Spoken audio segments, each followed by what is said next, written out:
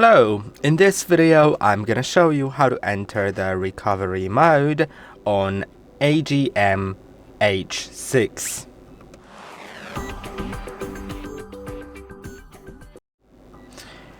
Entering recovery mode on this phone may be pretty concerning because there's not much information about it on the internet and it's a little different than typically, but we can do it if you watch this video. So let's turn the phone off by pressing and holding on the power button, tap on power off and wait a moment. The screen will turn off, but give it a few more seconds to make sure it's fully off.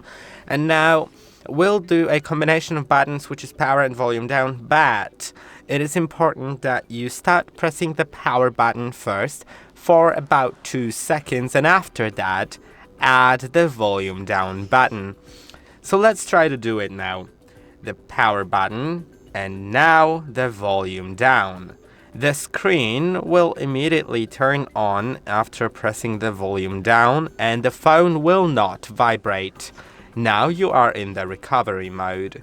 You can use volume down or volume up buttons to navigate through this menu and click on the power button to approve a setting. For example, wipe data, wipe cache partition, or do anything else.